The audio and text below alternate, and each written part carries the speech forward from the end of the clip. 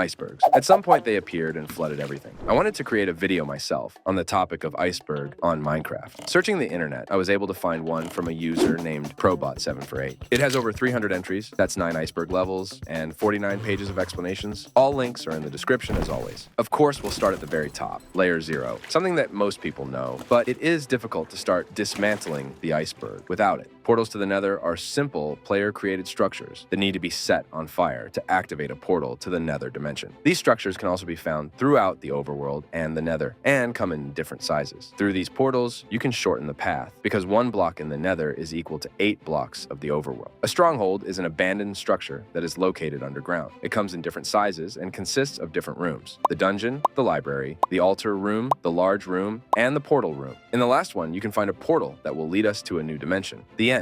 There are many such structures in the world, but different portals will teleport you to the same place. Summoning the Wither. The Wither is a hidden boss in the game. He can only be summoned. There's just one hint and instruction on how to summon him in the game. It is a painting that goes by the name of the Wither. This boss is not friendly to any living entity in the game. It will kill all mobs and leave a wither rose at the place of their death. Jockeys are a unique kind of mobs in Minecraft. Basically, for jockeys are considered baby zombies, and they're varieties that ride on a chicken. But there are others. Hoglin jockey. It is a few small piglins that ride on a small hoglin. Ravager jockey. Pillager riding on the Ravagers. Strider jockey. There may be different mobs, striders themselves or zombified piglins. In the Bedrock version of Minecraft, there are even baby zombie jockeys. In all my time, I've only encountered one of these once. Quite a rare occurrence. Potion brewing is a special mechanic in the game that allows you to brew potions with different effects. Many players neglect them, referring to the complexity and confusion in brewing, but in fact, it is a very useful feature in the game. Poem of the End, the so-called final of Minecraft. It is the closing credits in the game that appear after defeating the Ender Dragon. This poem was written by Julian Gough, an Irish poet and musician. He was asked to do it by Notch, but in the end, he didn't get paid for it. Well, part of it. After a while, Julian told the world about it and dedicated it to us, players. So Poem of the End didn't belong to Microsoft, but to the regular players. Steve? Exactly with a question mark. The thing is that when Notch was asked what the name of the main character in the game is, he answered Steve. But when Alex was announced in version 1.8, then on the official website in the skin model change section, the names Steve and Alex appeared next to the model name. Thus, the joke tweet became a canon. Music records are an item placed in a jukebox that plays tunes directly during gameplay, as opposed to music. Before 1.17, all discs were written by the musician C418, but after 1.17, other composers appeared. So far, 2 records have been written by Lena Raine, the 3rd by Samuel Aberg, and the 4th by Aaron Sheroff. Beacon is a block that, in combination with precious blocks, can give various effects to the player. To activate it, you will need a pyramid-shaped multi-block structure. The power of the beacon depends proportionally on the number of blocks in the pyramid. The maximum is 164 blocks. With this number, the power radius reaches 50 blocks. Using colored glass, you can paint the beam of the beacon. There are more than 12,326,391 color variants that you can get by combining different colored glass panels. Conduit is a kind of relatives of the beacon, but it is not so difficult to obtain. By the way, it doesn't have a selection of effects. Instead, it gives only one, or rather 3 in 1. If you build a complete structure of prismarine blocks, you can get infinite underwater breath, improved vision underwater, and protection from sea monsters. Its range is from 32 to 92 blocks, even when it rains. Leather painting. Until version 1.20, this was the only armor customization option for the player. And this is a very useful thing, especially for different servers and minigames. In total, we can get 5,713,438 leather armor painting options. Desert Wells is a very strange and also mysterious structure. It occurs very rarely. Until version 1.20, you could find water in it. Since 1.20, you can also find suspicious sand there. Its main peculiarity is that even if you turn off the option to generate structures, the desert well is still generated. Dragon's breath is the clouds of purple smoke that appear after an ender dragon shoots a fireball out of its mouth. It cannot be reflected like gas fireball. This breath can be obtained in an empty bottle to create a lingering potion from it in the future.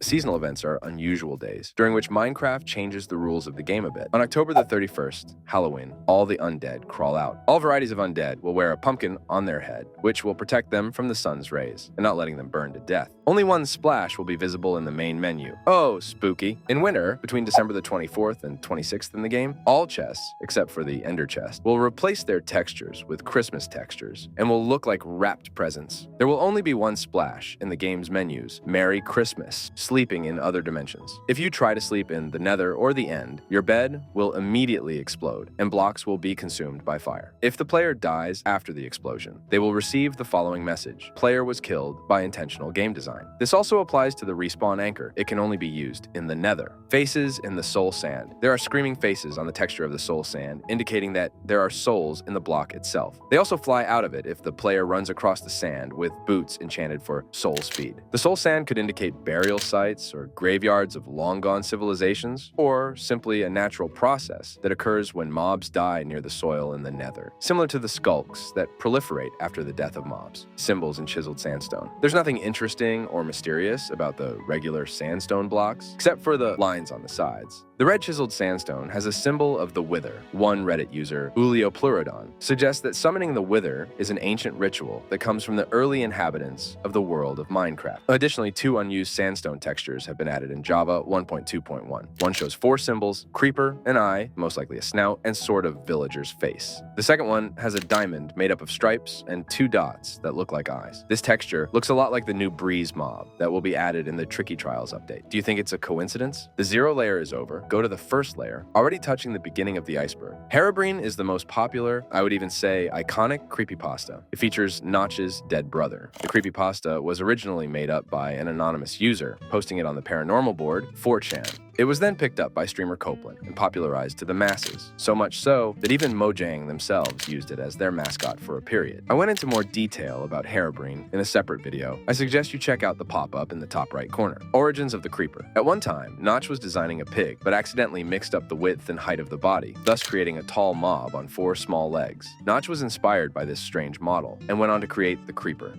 Splitting the Caves and Cliffs update. Due to the fact that the 1.17 update was quite massive, the studio decided to split it into 2 parts. The first contained all the blocks, items, and mobs, and the second contained new surface and cave generation. The Deep Dark biome never made it into either part, as promised. Instead, it became part of the Wild update. It was eventually reworked and made better. Archaeology faced the same fate, but it became part of the 1.20 update. Cave Game was the first version of the game. It only had grass and cobble blocks, which Notch took from his old game called Ruby Dung. Unfortunately, this version was never made available to the public. The only thing left of it are the videos, which for some unknown reason are blocked in most countries. The game was called So only because it was created to test cave generation for another game. Microsoft's influence. On November 6, 2014, Xbox Game Studios acquired Mojang Studios, and specifically Minecraft, for $2.5 billion. After that, the decision was made to create a cross-platform game.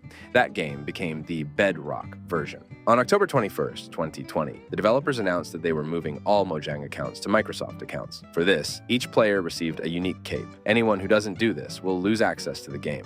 Creepers are actually plants is a very popular theory. Its essence is that creepers are plants, which is why they are green, and when they explode, they spread spores. The official Mobestiary book also supports this hypothesis, confirming that they spread spores. Also, the original creeper texture is just an edited and slightly cropped grass block texture. Ender Dragon is female. The Ender Dragon is actually a female. After killing her, she leaves an egg around, thus confirming that she is female. We'll talk about her female name a bit later. The Farlands, a world generation bug that starts 12.5 million blocks away from the spawn point. All this is due to the Perlin noise, with which the map generator creates world generation. The Farlands are of several types: edge of Farlands, corner Farlands, sky grid, striped lands, but most often it is said about the edge of Farlands. Also, various bugs have been observed there. In Beta 1.8, the Farlands were removed due to a change in world generation, and in the full 1.8 version, a world edge was added to the game instead. In the Bedrock edition, the Farlands existed until June the 23rd, 2021, after which only the striped lands continued to exist. As of Bedrock edition 1.17, they have been removed completely. The secret room in the logo. In older console editions of Minecraft, there was a tutorial world where players learned the basic mechanics of the game.